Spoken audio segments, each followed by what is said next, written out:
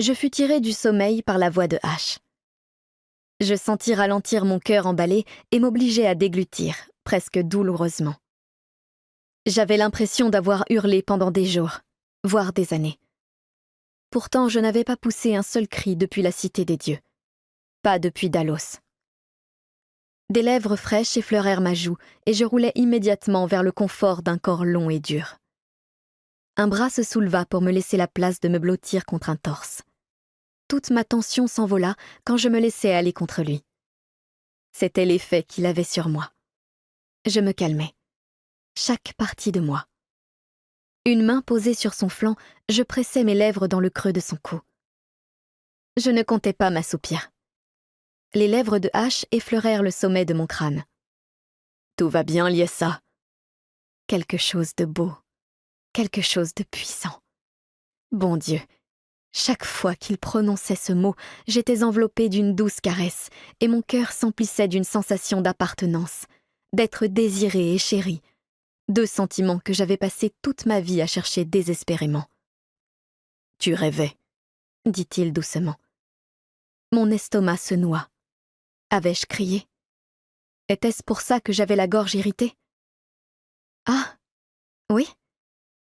Une pause. Tu ne t'en souviens pas? Non, mentis-je, ma peau parsemée de picotements. Est-ce que je faisais quelque chose de bizarre? Une nouvelle fois, ses lèvres me caressèrent le front. Non, Liessa, tu étais juste agitée. Les dieux soient remerciés. Je me lovai contre lui, comme dans une serviette rafraîchissante. J'ai dormi longtemps? Pas du tout. H enroula son bras autour de ma taille. Moins d'une demi-heure. Enfouissant mon nez dans son cou, je souris. Pourquoi j'ai l'impression que tu mens? Parce que c'est le cas. Un rire rauque m'échappa et son bras se contracta brièvement autour de moi. Juste pour ne pas me faire culpabiliser de m'être endormie après avoir passé plusieurs jours en stase? Ce genre de sommeil n'est pas vraiment reposant, expliqua-t-il avec une patience dont j'étais loin d'être capable. Le corps traverse des modifications importantes. Il marqua une pause. Et je ne t'ai pas vraiment permis non plus de te reposer après ton réveil. Des réminiscences. Tendres pour certaines, totalement scandaleuses pour d'autres.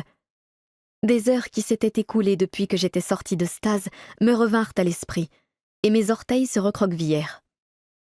Je ne me plains pas du tout de ce manque de repos. Un gloussement ténébreusement sensuel me chatouilla le sommet du crâne. Je n'en doute pas une seconde. Une pincée de pure suffisance masculine s'était glissée dans sa voix. Mais l'élévation a un coût. Tu as besoin de repos. Je ne me sens pas fatiguée, protestai-je, toujours plaquée contre lui. Tu devrais. Il glissa un genou entre les miens pour se rapprocher encore davantage. Nous avons le temps. Tout le temps qu'il te faudra. Le temps? Quel étrange concept. Nous en avions bien sûr, mais combien? Certainement pas assez. Et nous en avions déjà passé une bonne partie au lit à nous embrasser, nous goûter, à baiser et à faire l'amour sans nous préoccuper du monde à l'extérieur de cette chambre, de ce qui nous attendait.